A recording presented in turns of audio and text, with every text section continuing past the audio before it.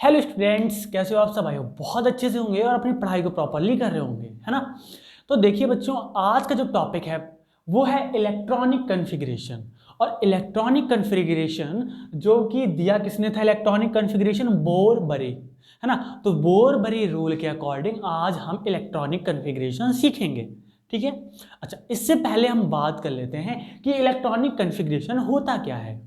Electronic configuration बेटा होता है कि arrangement of electrons in the shell. क्या होता है? Arrangement of electrons in the shell. मतलब सेल जो होती है, सेल क्या होता है सर? देखो, आपको पता है बच्चों कि जो हमारा एटम है, एटम के सेंट्रल में क्या होता है? न्यूक्लियस होता है। और इस न्यूक्लियस के चारों ओर क्या लगाते हैं? इलेक्ट्रॉन्स। इलेक्ट्रॉन्स क्या लगाते हैं? चक्कर लगाते हैं, राउंड राउंड रिवॉल्व करते हैं। और जिस जिस पाथ में रिवॉल्व करते हैं, जिस पाथ में क्या करते हैं? घूमते हैं, उसी पाथ को हम बोलते हैं बेटा क्या? सेल। क्या बोलते हैं बेटा? सेल। और इसी को बोला जाता है ऑर्बिट। एक मिनट, ये मार्कर गायब है। ऑर्बिट बोल दो, या इसी को बोलते हैं बेटा एनर्जी लेवल। क्या बोलते हैं? एनर्जी लेवल, ठीक है। तो एक सेल, दो सेल, इस तरीके से और भी सेल हो सकती हैं, और भी हो सकती हैं, है ना। तो इलेक्ट्रॉन्स किस सेल में कितना रहेगा? हम इसमें दो रख के हम इसमें एक ही रख दें, हम इसमें चार रख दें। भाई ये कैसे हम निर्धारित करें, कैसे हम फिक्स करें किस सेल में कि जो पहली सेल है इसमें कितना इलेक्ट्रॉन रहेगा, दूसरी सेल है, सेकंड सेल इसमें कितना रहेगा, ठीक है, तीसरी में कितना रहेगा। तो इसी को सीखना या इसी को अरेंज करना ही क्या कहलाता है? Electronic configuration. बात समझ में आ गई? आई थिंक बात समझ में आ गई होगी कि arrangement of electrons in the shells. Clear? चल इसको रफ कर देते हैं। अब हम पहले बोरबरी ने जो कुछ रूल दिए थे उसको पढ़ लेते हैं, फिर इसके बाद आगे काम करेंगे। लिखा है the maximum number of electron present in a shell is given by the formula 2n²। क्या बोला बच्चों?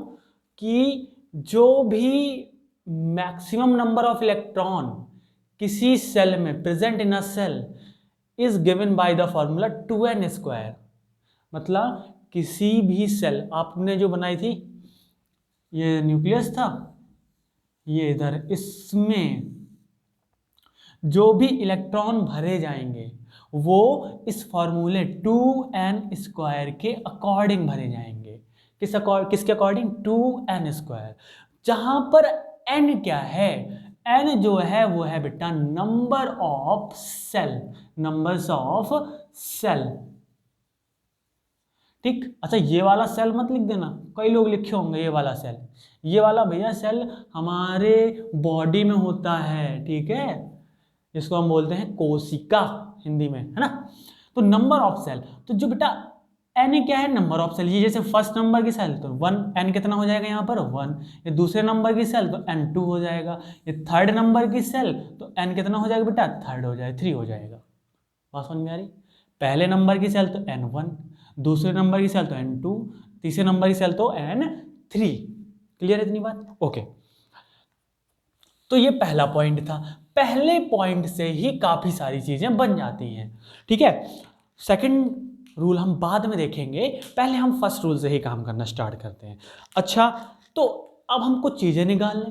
क्या निकालते हैं? कि मान लो ये जो फर्स्ट ऑर्बिट है, कैसा ऑर्बिट है बेटा?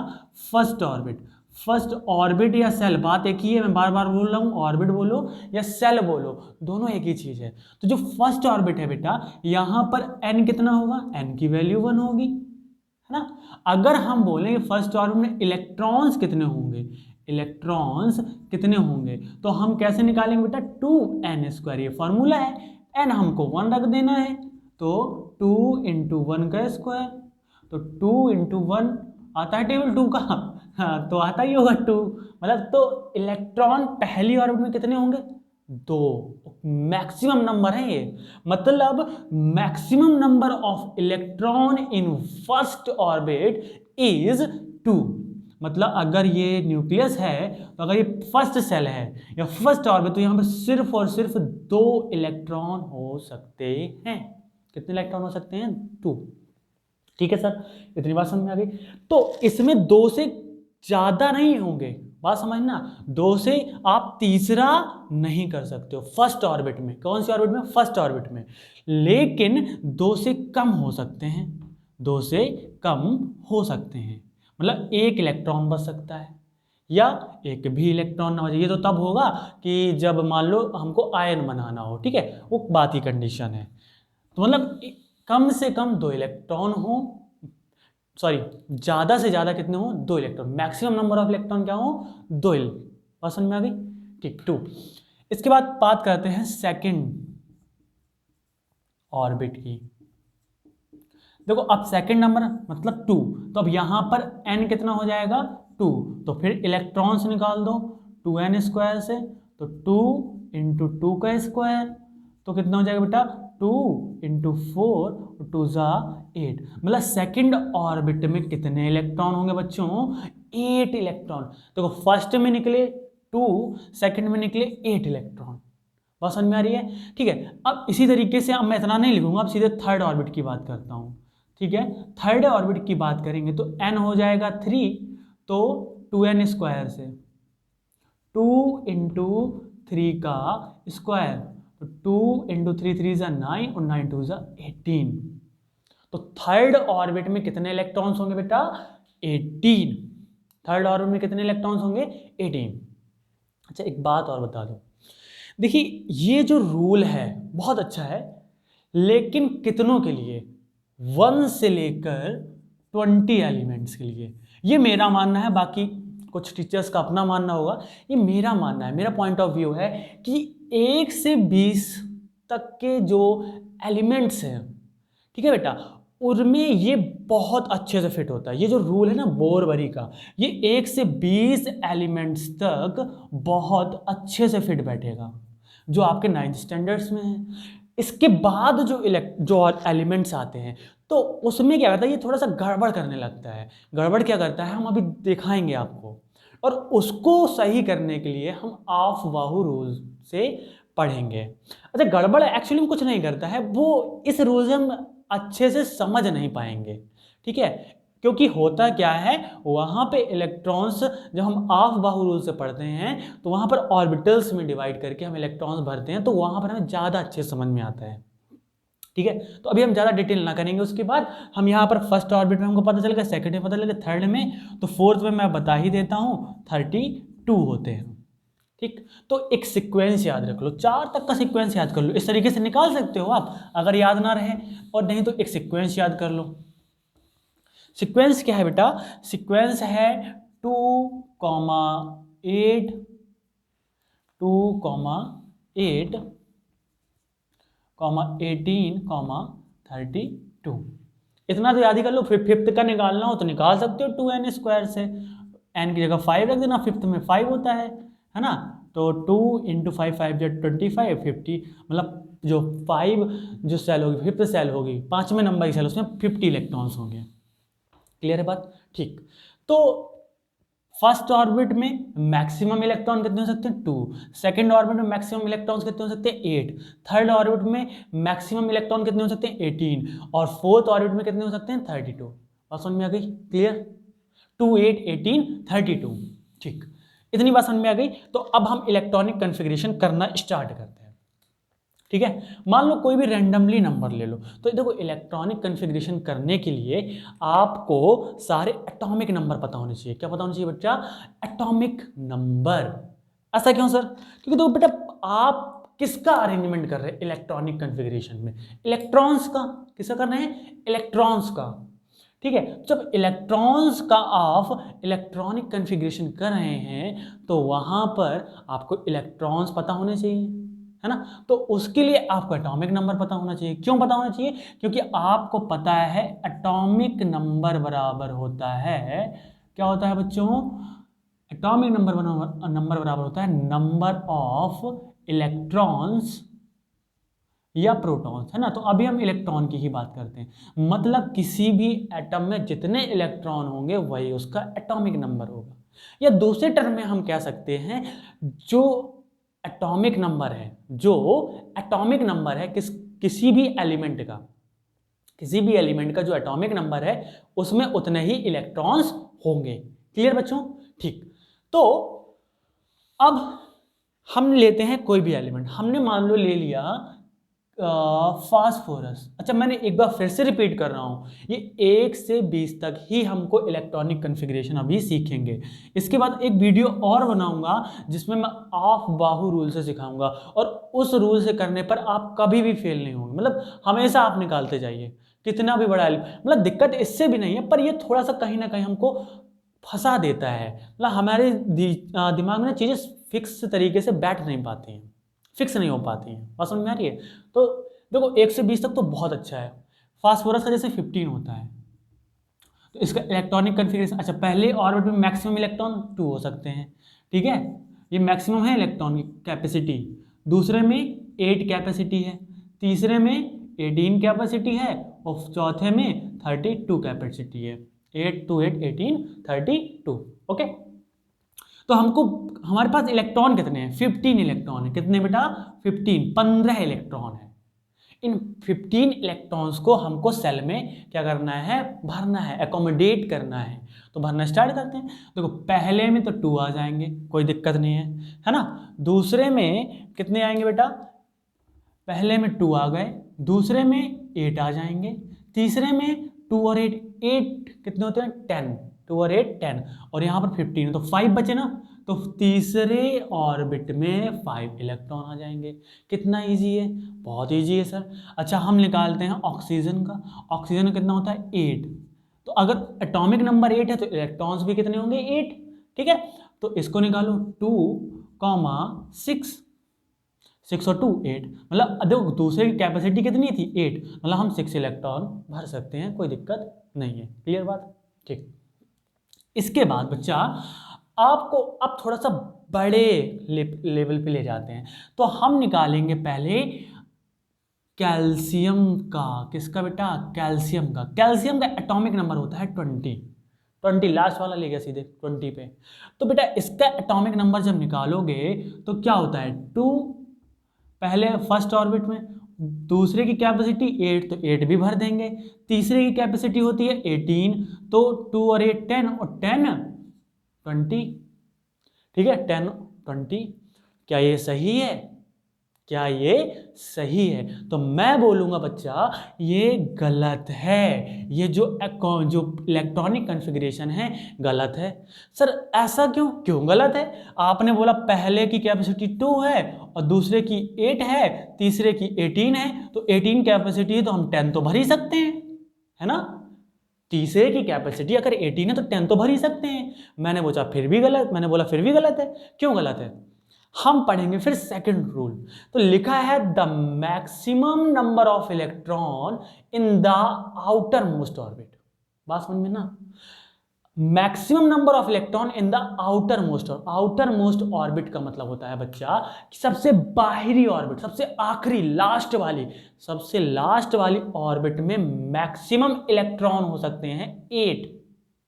बात समझ में आ रही है? मतलब सबसे आखिरी जो ऑर्बिट होगी उसमें सिर्फ और सिर्फ 8 इलेक्ट्रॉन डाले जा सकते हैं।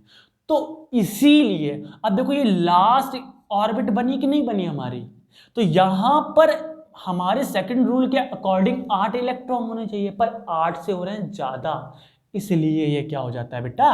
गलत। तो इसको सही करने के लिए हम इसमें 8 कर देंगे। कितना कर देंगे बच्चा? 8 कर देंगे। और बाकी कौन बचा? 2 बचा, तो 2 हम आगे भेज देंगे फोर्थ ऑर्बिट में। बात समझ में आ गई? ठीक है, कोई दिक्कत नहीं होगी। अच्छा इसके पहले हम देखते हैं कैल्शियम के पहले क्या आता है? पोटेशियम आता है। पोटेशियम का होता है 19, तो इसका भी करते हैं 2, 8, 2 और 8 10, और 9 10। देखो फिर 19, 2 और 8 9। अब क्या ये सही है? फिर आप तो तुरंत बता दो कि गलत है। क्यों गलत है? क्योंकि आउटर मोस्ट आखिरी ऑर्बिट में मैक्सिमम इलेक्ट्रॉन कितने हो सकते हैं? कितने हो सकते हैं बताओ भाई? मैक्सिमम इलेक्ट्रॉन हो सकते हैं बेटा 8। तो यहां पर 8 इलेक्ट्रॉन भर दो, और बाकी बच्चा एक को इधर भेज दो। बात समझ में आ गई? कोई दिक्कत नहीं होगी ना? ओके, तो इस तरीके से इलेक्ट्रॉनिक कॉन्फ़िगरेशन कर सकते हो। अब बात करते हैं प्रॉब्लम की, कि प्रॉब्लम है क्या एक्चुअल। आप बता तो रहे हैं 1 से 20 तक, फिर क्या दिक्कत आती है आगे। चलो हम थोड़ा सा उस पर बात कर लेते हैं और बस क्लास को ओवर करते हैं, ठीक है। तो इधर देखो, मान लो हमने ले लिया कैल्शियम के बाद आता है स्कैंडियम आता है, स्कैंडियम होता है 21। क्या आता है बेटा? 21। स्कैंडियम 21 का हम इलेक्ट्रॉनिक कॉन्फ़िगरेशन करेंगे बोरवरी से, तो 2883 हो सकता है। कर सकते थे, क्यों नहीं किया? इसलिए नहीं किया, जब आप इलेक्ट्रॉनिक कॉन्फ़िगरेशन पढ़ोगे किसका, ऑफ वाहु का, तो वहां पर जब s ऑर्बिटल होता है उसमें 2 इलेक्ट्रॉन भरे जाते हैं, और उसके बाद क्या होता है बेटा, वापस से पीछे जो ऑर्बिट है, ये थर्ड ऑर्बिट है, यहां पर इलेक्ट्रॉन भरना चालू हो जाता है। तो सर कुछ समझ नहीं आया, तो अभी यही तो प्रॉब्लम है ना, क्योंकि अभी आप बाहु आपने पढ़ा नहीं।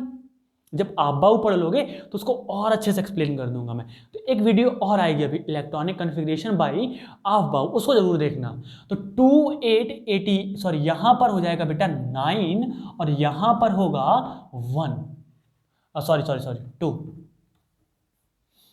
2892, ठीक है। 8 2 10 19 2 21, ठीक है 21।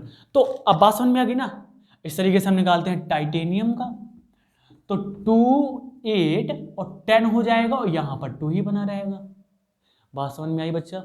कोई दिक्कत? तो ये एक प्रॉब्लम है ना।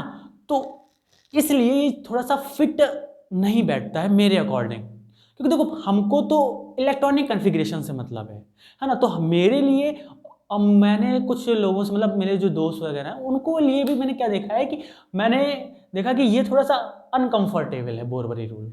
तो इसलिए जो सेकंड, जो आपका रूल है, मतलब सेकंड रूल का मतलब जो सेकंड साइंटिस्ट हैं, दूसरे साइंटिस्ट हैं ऑफ बाहु, उनसे हम क्या करेंगे, ये जो इलेक्ट्रॉनिक कॉन्फ़िगरेशन है सीखेंगे। अच्छा सर आपने बता क्यों नहीं, अगर आपको ये मतलब अनकंफर्टेबल लगता है तो बता इसलिए रहा हूँ बच्चा, क्योंकि आपके सिलेबस में यही है, 9th स्टैंडर्ड में सिर्फ बोरवरी है, ठीक है, आप बाहु नहीं, लेकिन फिर भी मैं बताऊंगा क्योंकि आपको नॉलेज होनी चाहिए, ठीक है, तो इसलिए मैं बताऊंगा। अच्छा एक चीज़ और याद रखना, आपका ये स्कैंडियम का हो गया, टाइटेनियम होता है 22। एक चीज़ याद बेटा ये रखना है कि आपको पहली बार सारे इलेक्ट्रॉनिक कॉन्फ़िगरेशन के लिए आपको एटॉमिक नंबर पता होने चाहिए। क्या पता होना चाहिए? Atomic number. तो एक काम करना, 1 से लेकर 30 तक सारे सारे एटॉमिक नंबर याद कर लेना, मतलब एलिमेंट के एटॉमिक नंबर याद कर लीजिएगा। आ रही बात समझ में? तो हमने क्या किया ये भी समझ में आ गया होगा। तो अगर कोई प्रॉब्लम है, कोई डाउट है, ठीक है, तो मुझे आप बता सकते हैं, या अगर आपको कोई टॉपिक पढ़ना हो, ठीक है, तो उसके लिए भी आप कमेंट सेक्शन में आप बता सकते हैं मुझे। बात समझ में आ रही है? कमेंट सेक्शन में अगर कोई टॉपिक आपको ना समझ में आ रहा हो तो उस पर कमेंट कर दीजिए, तो मैं उस टॉपिक पे एक वीडियो बना दूंगा। क्लियर? ठीक। और आज का कोई क्वेश्चन दे भाई? हाँ देते हैं क्वेश्चन। आपको बताना है न्यूट्रॉन की डिस्कवरी किसने की थी, ठीक है। आज का क्वेश्चन है बेटा, न्यूट्रॉन की डिस्कवरी किसने किया था। क्लियर? चलो तो मिलते हैं फिर नेक्स्ट वीडियो में, तब तक के लिए थैंक यू। अच्छा पिछले क्वेश्चन का आंसर तो नहीं दिया मैंने, है ना, थैंक यू बोल के निकल तो रहे हैं। तो पिछले क्वेश्चन पिछला क्वेश्चन था पिछले वीडियो का, जो क्वेश्चन जो था उसमें मैंने आपसे एटॉमिक जो नंबर दिए थे, एटॉमिक मास दिए, तो उससे हमने न्यूट्रॉन्स निकालना पूछा था, है ना। तो वो तो आपने निकाल ही लिए थे, शायद एक का 21 आ रहा था, तो समथिंग निकाल ही लिया होगा, ठीक है। मुझे भी याद नहीं क्वेश्चन क्या था, मुझे लगा शायद कोई ऐसे ही क्वेश्चन था, ठीक है, लॉजिकल वाले, मतलब वो मैथमेटिकली था, वो पता नहीं मुझे क्या था, ठीक है। आई थिंक चीज़ें समझ में आ गई होंगी, ठीक है। थैंक यू, मिलते हैं फिर नेक्स्ट वीडियो में।